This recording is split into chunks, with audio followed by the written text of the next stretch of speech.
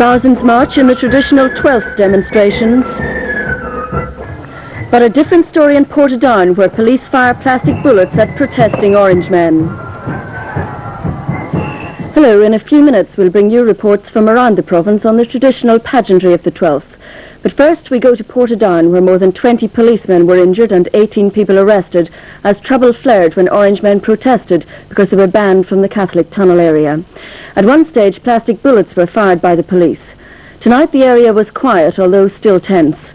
Earlier in the evening, police had appealed to people living in the town to stay calm. This report from Ivan Little. Hundreds of police moved into the Oban Street area from late last night to completely seal it off from the rest of Portadown. In the background, scores of troops waited as reinforcements. From early morning, the atmosphere was tense at Corcrane Orange Hall on the fringes of the tunnel area as the first of the 8 country lodges who normally walk through the area started to gather. Members of a band blocked the road as an army vehicle tried to drive through. Eventually, police advised the driver to reverse away. At 8:45, the first of the lodges moved off towards the tunnel.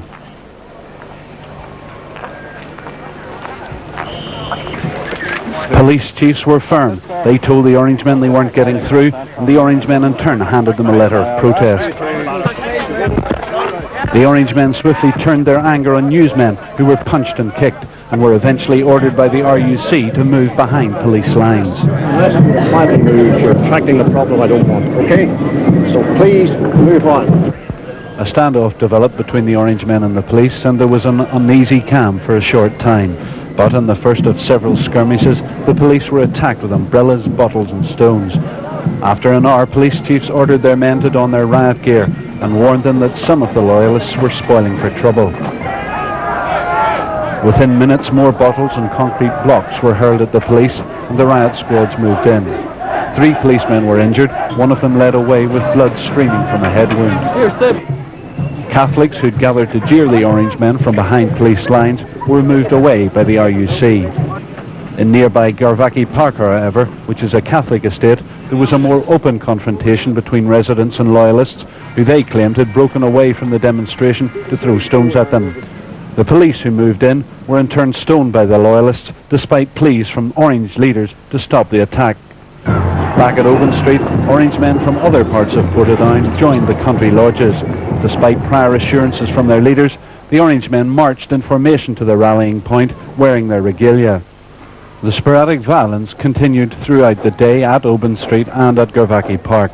Most of it came as a flute band marched up to police lines in Oban Street and on the Dungannon Road near Garvaki Park, and the police came under a hail of missiles.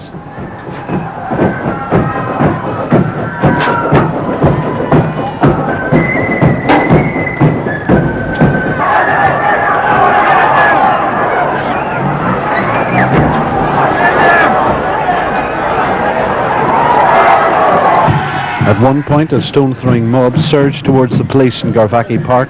The RUC replied with plastic bullets.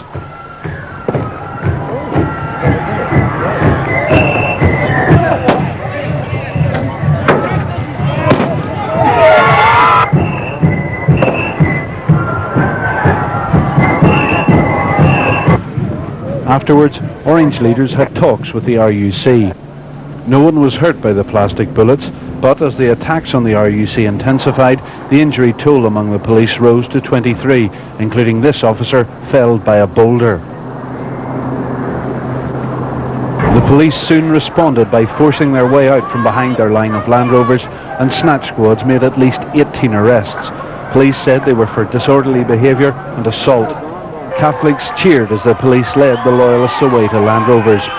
After the protesters dispersed from one end of Oban Street, there were more clashes at the other end of the tunnel near the town centre.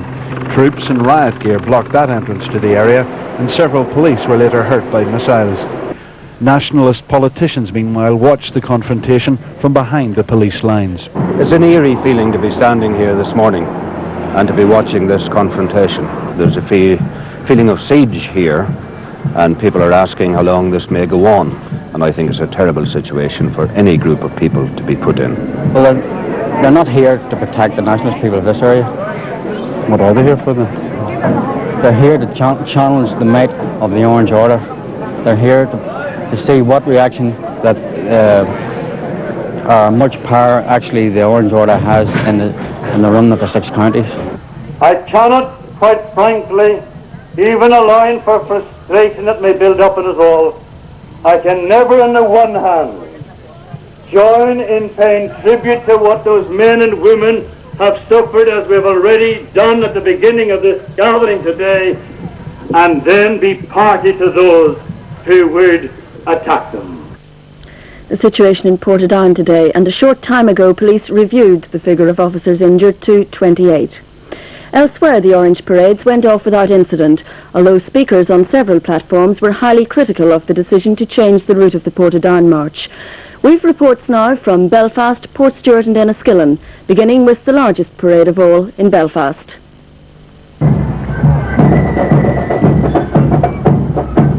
About 20,000 Orangemen gathered in Belfast to mark the 295th anniversary of the Battle of the Boyne. At the top of the parade this year, in the colour party, was the Grand Master of Ireland, the Reverend Martin Smith, accompanied by some visitors from afar, like the Grand Masters of Victoria and New South Wales in Australia, and the Grand Master of Togo in West Africa, proud to parade with the Belfast Orangemen and content in the knowledge that his brethren in Togo were similarly celebrating. We are aware of the importance of this 12th July. Last year we come to celebrate with our friends in Belfast. As regards membership, we have Orange Fellowship there, and all Protestant friends are considered as members of the organization. Well, will there be celebrations today in Togo? Yes, we have. 13,000 miles to take part in the celebrations and the conference. Well, how much support is there for Orangemen in Australia? Quite a considerable amount. As I said before, it is not as strong as the United Kingdom, of course, nor Canada. Sir, you're from New South Wales. Will there be any celebrations there today? No, we had ours last week. I had it earlier so that I could attend that and then come over here. It's the 10th time that the Miller Memorial Flute Band led off the 120 bands on the 6-mile march. The first district this time was number 6 from Ballymacarrat in the east of the city. They've an extra spring to their steps this year, for not only are they the leading district, but one of their members has been elevated to the position of County Grand Master, and John McRae is the first man from Ballymacarrat to hold the post.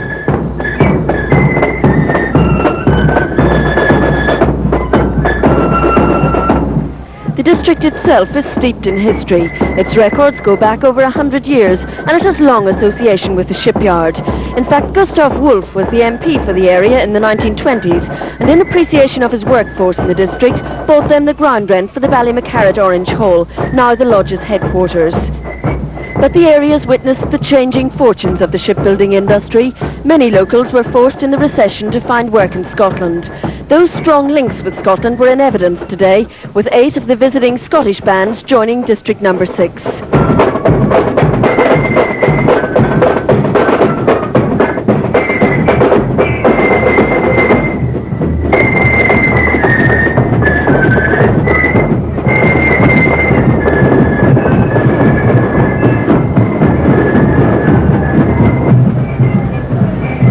District 7 come next, led by the Shankill Protestant Boys Band. 2 Scottish bands are working with District 7 too, the Govan Protestant Boys and the Prince of Orange Flute Band.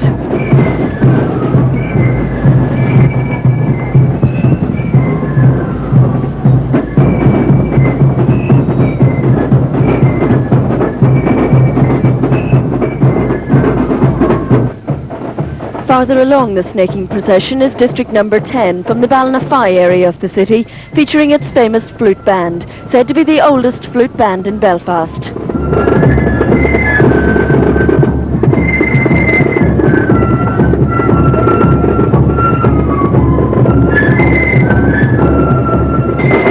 Many of their lodges were formed over 100 years ago, made up of residents in the Ormeau and Stranmillis areas of the town, as well as Newton Breda.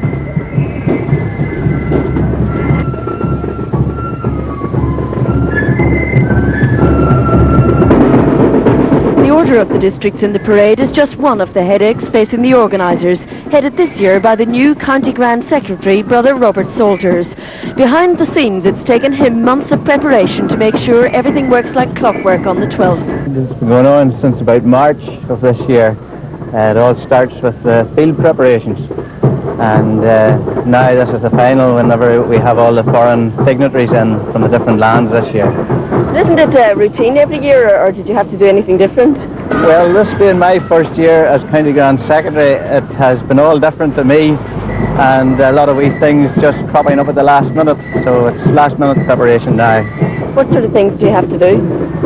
Well, we issue the permits to the traders in the field, first of all, to cater for all the thousands who will be there at Edenderry today. Here in the hall, it's a matter of seeing that everyone has their tickets, forming them up in the proper line in order of office and so on. 6 miles and several hours later, the spectacular parade had finally finished at the field in Edenderry. Fatigue had set in for some as they lay down to rest their feet for a few hours. Luckily, the weather had stayed fine, so the Orange men could relax after the Thanksgiving service and listen to the resolutions from the platform on loyalty, welcome, faith and the state.